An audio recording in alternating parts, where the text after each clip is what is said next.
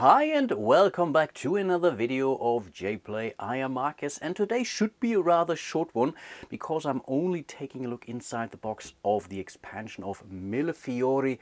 I think the masterpieces designed by Reiner Knizia here.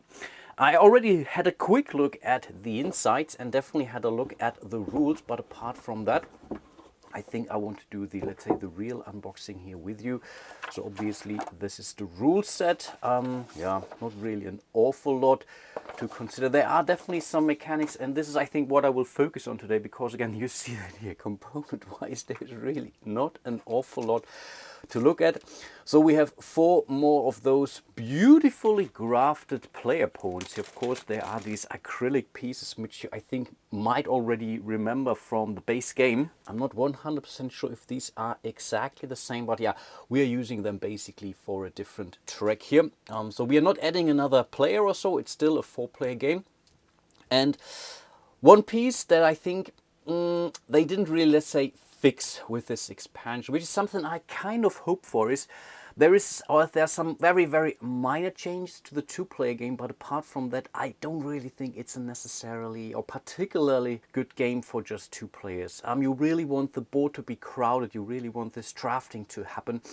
And I think this is really a game as of 3 players or even with 4 players. This is where the game actually does shine. But really, one thing that they did introduce now, which I really appreciated, are those victory point counters here when you make it around the top. And I think these now go up to 400. I think this is a little bit here to taunt us. But I guess you can really score even more points with this expansion. And in the base game, yeah, you had to remember basically, you typically went over the 100 points relatively easily. But now they have basically fixed that, which I definitely do appreciate. Then let's have a quick look at those here, those tiles, which are the so-called, I think, council tiles or so. You put them out onto the new game board, which is underneath here. And yeah, you have basically some randomization in respect to the setup each time you play. Maybe I will come to those a little bit later. Let's have a quick look at the extra board that you're putting next to the original board. So this is where those tiles go, those council tiles here go. You can make it all the way up to the top to the palace, I believe. And this is where the first player who gets there gets the 20 points, 15 points, 10 points here respectively. They also extended the shipping track. So the last space on the original game board is now pretty much the jump start into the extension here, where you get all kinds of new stuff. So you can still get some victory points. Every time you see that little arrow here, this is where you have to progress later on these council tiles here respectively. So there are here some steps which you then have to move, and you always have to move, I believe, the exact same amount of things. Here we get one of the new cards. These are the masterpieces card, which give you, let's say, even more ways to score you some points. And then yeah, you see it here, you get some more masterpieces. Here you get 2 steps on the council tiles here respectively, 10 points.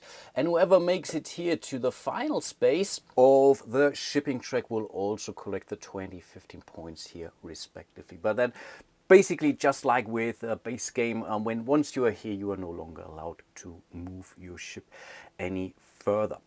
I think there are 2 more card types in the deck now. Maybe let's have a quick look at those. I think I will unwrap these now off camera. So here you have 2 types of cards. These are the so-called masterpieces, and yeah, basically they are either put into the deck. So there are some cards, I think, which show the standard back of those cards. You shuffle them into the deck of the, let's say, base game cards. So when you draw them, you can play them like you would play any other card.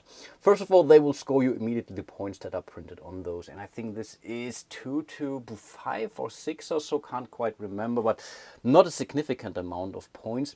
These will give you points, let's say, towards the end of the game, because when you play them out, they are not removed from the game. You lay them out in a 3x3 grid, so up to a 3x3 grid. Of course, you don't need to go to 9, but I think once you have 9, that's basically what it is. And then you look at either the color, or you look at the same shape, or basically both. So if you have the same color of masterpieces, so this row here would give you 10 points at the end of the game. If you have the same, let's say, symbols here, or the same masterpiece, this will also score you 10 points at the end of the game. If you achieve to have it both, or basically the color and the same masterpiece, so this row here would score you 20 points at the end of the game. So again, yes, another dimension which you have to think through and giving you more opportunities to score points in the game, which is really, really so nicely done in the base game, and I can't really wait to give this one a spin as soon as possible. And then, yeah, I think again, let's move over to the Dogeressa cards. And yes, this is really a thing. Dogeressa, I think this is simply the title of, yeah, the wife of the Doge in Venice, or it was at least. And I think they also come in 2 bags. So there are some that you simply shuffle into the normal deck of cards. So this is where you see this symbol here. But then there is also a deck on its own.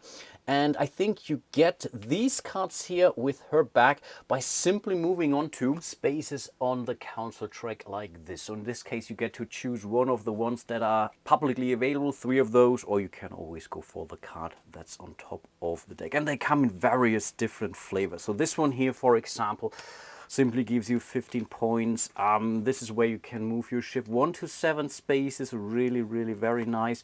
Here you get 2 of those masterpieces. They're also laid out publicly, so 3 are always face up, but you can always take a card from the top of the deck. Here you simply get, I believe, another bonus actions, I think. Yeah, it's extra card. Similar, and then I think there are small and big of those Doge cards here, basically. So this is the big one, this is the small one. This simply gives you 7 points, 1 step on the council track, and you get to get the starting player mark. And this is now really, really different in this game. The starting player never moves on its own. In the base game, it's basically moving around the table in a clockwise fashion. In this case, or in this version of the game, in this expansion, you need the Doge card here, respectively, in order to immediately change the turn order from there. In this case, again, you get a lot of stuff. 7 points, 1 step, and you get to be the starting player.